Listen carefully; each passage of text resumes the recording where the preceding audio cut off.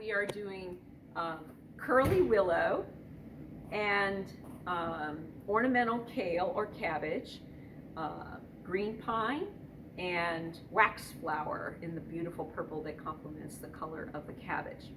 Now, this month, well, when you have curly willow, you may have stems, and believe it or not, I had some stems that were this thick. And just to give you a little laugh, I brought in, just in case we need it, this big loppers, but I'm hoping we don't have to use those. Actually, a really sturdy, good pruner should do the job, and I can come around and help people, but I would recommend, if you have a really thick stem like this is not going to work in your Kenzon. It's going to be far too fat, far too big. You'll break all your pins, or you'll bend them. Well, you're going to bend them anyway, but that'll make it much worse. So what if you have some of these thick stemmed branches, you're going to kind of cut them off, and you're going to end up with 3 branches overall. You're going to end up with the biggest one or the longest one, and that's going to be your heaven line. And you can actually twist and braid the little pieces, the little branches, and work them in together. But this is going to have a lot of tension. You can kind of see the tension that you have bending it. So you can do what I've done in videos before, is to breathe some hot air, and I do have plenty of that, and then just bend gently. If it's green willow, if it's brown willow, it's probably gonna break. And the real thick parts are not gonna be conducive to flexing. So, but you can tell it wants where it wants to go, right? It wants to go this way. So what you're going to do is you're going to cut an angle. If you're going to put this on well, whatever side you decide to put it on, the heaven line goes from edge to edge. So if you look at this, this is a bird's eye view of the Kenzon, and you're actually going to put your tie in your design, and you're going to place it in your Kenzon with the point in here, and then you're going to bend it so that the flat edge then covers more pins. And besides cutting it at an angle, you're also going to cut a cross hatch up and across like that. You're going to make a cross hatch at the bottom, and that's going to grip onto the pins, and then you're going to pull it that way, and then you're going to place these on this side. So now I'm going to show you what to do with the pieces. So at some point you're going to cut little pieces 2 inches long, and you're going to make a little, like a hairpin out of it.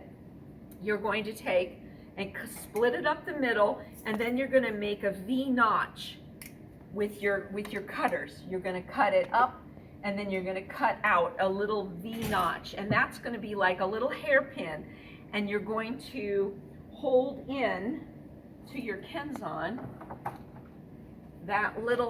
those little hairy bits. You're going to actually pin the bark side out, because we don't want to see the white. You're going to pin the bark side out, and you're going to connect those little pieces, get them inside of that little notch, and then you're going to, you might have to take your cutters, and you might have to hammer in that little piece into your Kenzon, okay?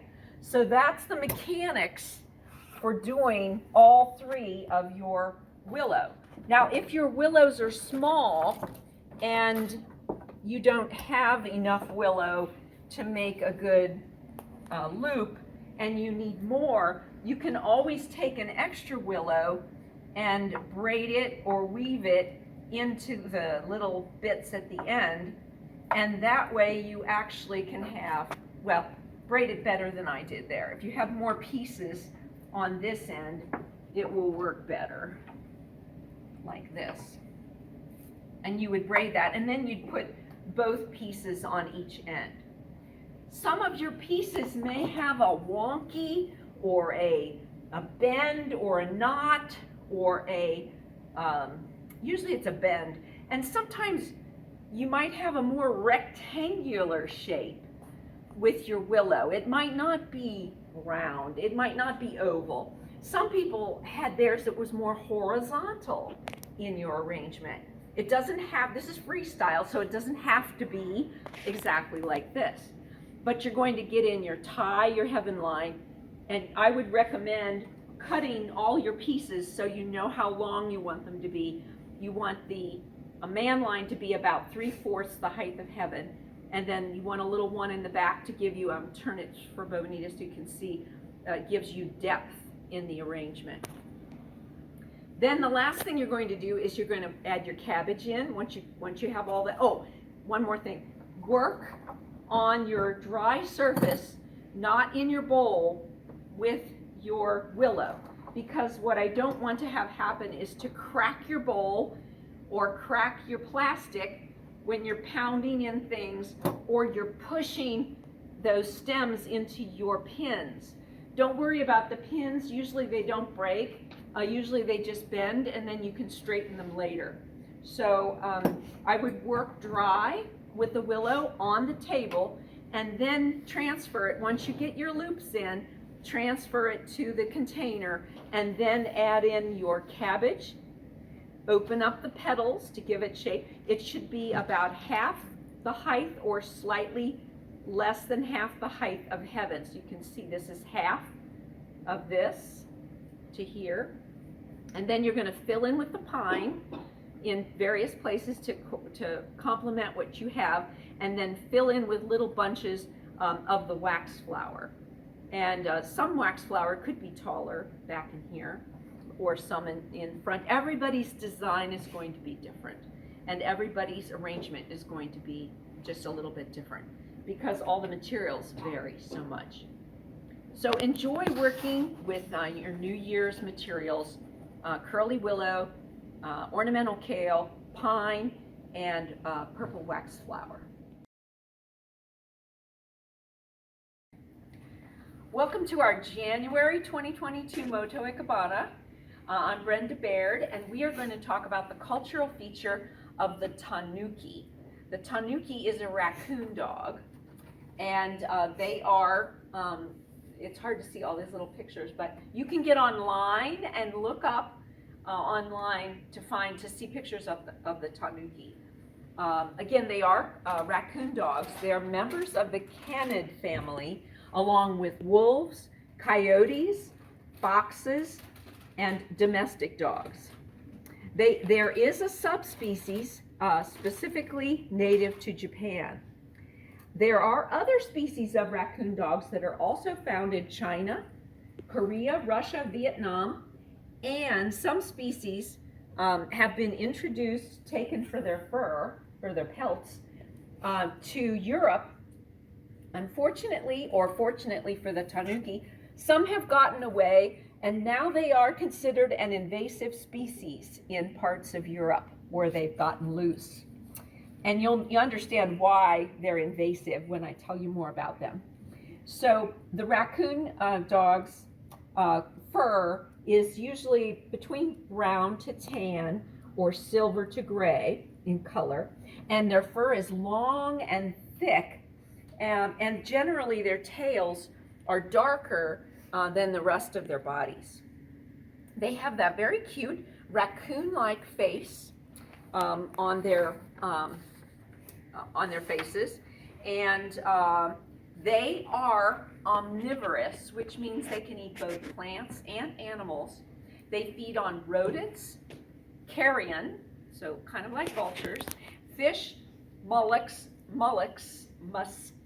birds, eggs, reptiles, frogs, fruits, berries, nuts, voles, and gerbils. They are nocturnal, which is why when I lived in Japan for 7 years, I never ever saw a real tanuki. They forage and feed at night.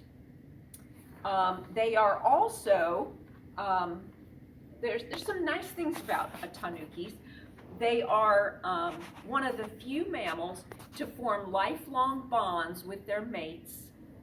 And the male raccoon dogs will capture prey and feed it to their pregnant partners. The males play an important role in the rearing of and protection of their young, which I think is wonderful. Now, they also hibernate over the winter.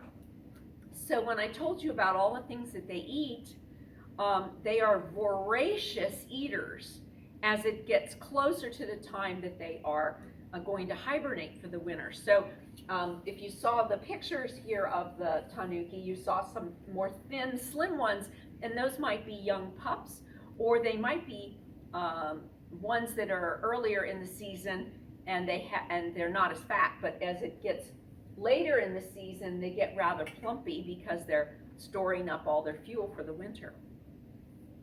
Let's see. They do not bark.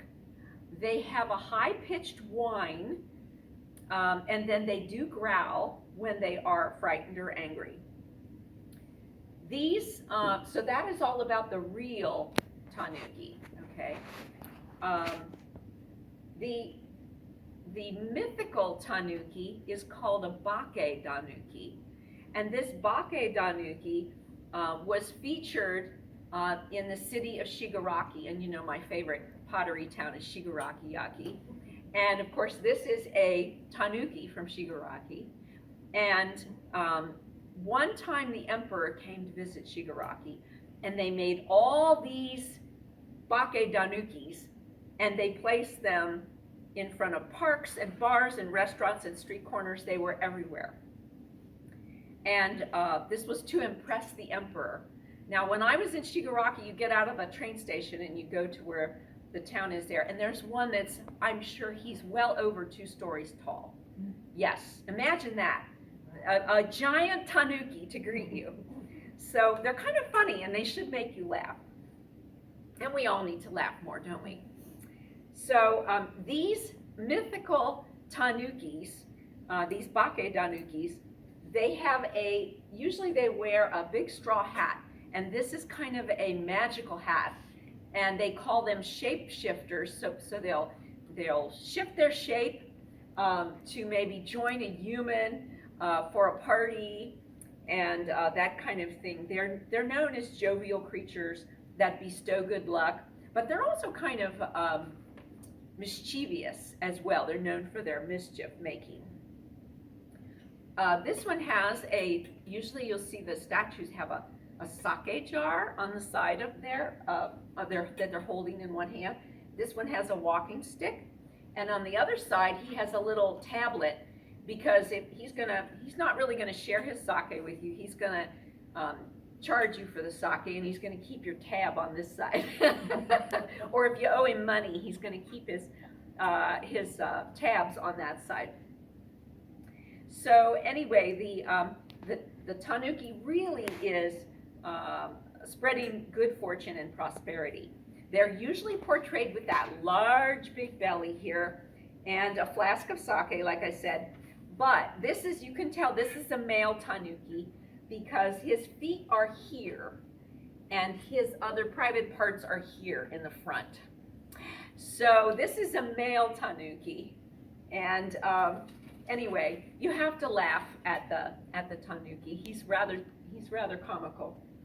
So enjoy the fun and look up about all of the history about the tanuki dog, or the bake tanuki, who's mystical and mischievous and yet bringing good fortune and a real shapeshifter.